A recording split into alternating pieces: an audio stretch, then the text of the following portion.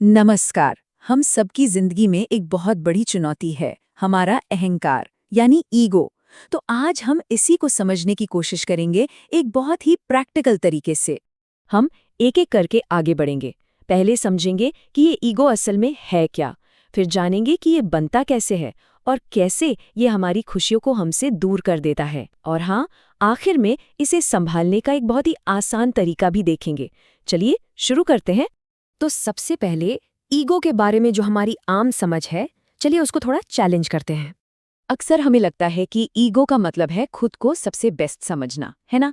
मैं ही सबसे अच्छा हूँ। लेकिन सच्चाई इसके ठीक उलट है। ईगो इस एहसास से पैदा होता है कि मैं काफी नहीं हूँ, मुझे बेस्ट बनना है। आध्यात्मिक गुरु ओशो ने इसे बहुत खूबसूरती से समझाया है। वो कहते हैं कि ईगो एक मुखौटा है, एक डिफेंस मैकेनिज्म। ये हमारी वो सारी कोशिशें हैं जो हम कुछ बनने के लिए करते हैं, क्योंकि अंदर कहीं गहरे में हमें लगता है कि हम कुछ भी नहीं हैं। और खुद को खास साबित करने की ये जो दौड़ है, वो हमारी रोज की जिंदगी में साफ दिखती है। जैसे सोशल मीडिया पर लाइक्स और कमेंट्स की भूख, बड़े बड़े जॉब टाइटल्स का मोह, महंगी गाड़ियां और ब्रांड्स का दिखावा। ये सब उसी अंदरूनी खालीपन को भरने की कोशिशें हैं।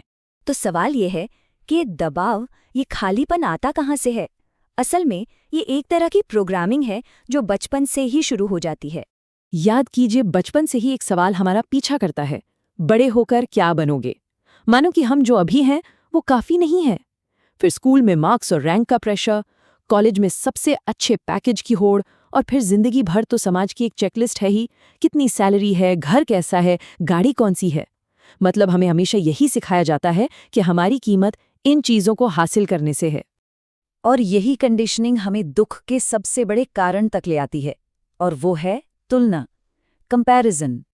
जैसा कि ओशो कहते हैं, तुलना या कंपैरिजन ईगो का सबसे पसंदीदा हथियार है, क्योंकि जब तक हम अपनी कीमत और खुशी दूसरों को देखकर तय करेंगे, तब तक हमें सुकून मिल ही नहीं सकता। कोई न कोई तो हमेशा हमसे आगे होगा ही। जरा सोचिए, पहले हमारी तुलना सिर्फ कुछ पड़ोसियों या रिश्तेदारों तक ही सीमित थी, लेकिन आज सोशल मीडिया की वजह से हम अपनी तुलना पूरी दुनिया से कर रहे हैं।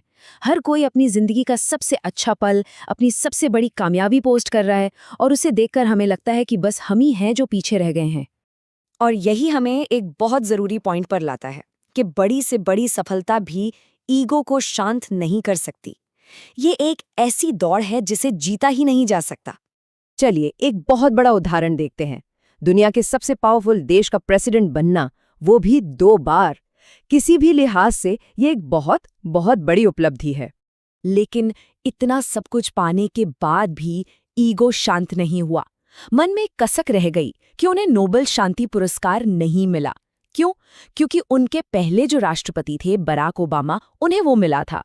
ये एक परफेक्ट उदाहरण है कि ईगो की भूख कभी नहीं मिटती। एक और उदाहरण इतिहास से लेते हैं। नेपोलियन, जिसने लगभग पूरी दुनिया जीत ली थी, लेकिन कहते हैं कि वो ब्रिटिश कार्टूनों से बहुत परेशान रहते थे, जिनमें उन्हें छोटे कद का दिखाया जाता था। और सबसे मजेदार बात पता है क्या है? उनकी असली हाइट उस जमाने के औसत फ्रेंच आदमी से ज्यादा थी। मतलब हकीकत क्या है, इससे फर्क नहीं पड़ता था। लोगों की बनाई हुई एक इमेज उनके ईगो को चुभती थी। तो अगर ईगो से लड़ने से कोई फायदा नहीं है और उसे और बढ़ावा देने से भी वो शांत नहीं होता, तो फिर रास्ता क्या है? चलिए अब एक बहुत ही प्रैक्टिकल टेक्निक की बात करते हैं। बुद्ध और ओशो जैसे कई विचारकों ने एक ही सरल रास्ता सुझाया है। ईगो से लड़ो मत, बस उसे देखो, एक साक्षी की तरह। जब भी मन में तुलना का, जलन का या खुद को कम समझने का कोई भी विचार आए, तो उसे बस देखो, बिना उसे सही या गलत ठहराए। जैसे आसमान में बादल आते हैं और चले जाते हैं। आप देखेंगे जैसे ही आप उसे देखना शुरू करते हैं, वो विचार अपनी ताकत खोने लगता है। और देखने का ये अभ्यास हमें सबसे बड़े और सबसे जरूरी एहसास तक ले जाता है, और वो एहसास है कि तू वही है जो तू है, और वही काफी है। ये पूरी की पूरी दौड़, ये सारा संघर्ष कुछ और बनने के लिए था ही नहीं। ये तो बस ये स्वीकार करने के लिए था कि हम जैसे हैं, जो हैं, बस वही होना काफी है। तो आखिर में एक सवाल के साथ इस चर्चा को विराम देते हैं। जरा सोचिए, वो कौन सी एक चीज या व्यक्ति है जिससे हम इंसान खुद की सबसे ज्यादा तुलना करते हैं? शायद अपने जवाबों पर गौर करना ही बदलाव की तरफ हमारा पहला कदम है।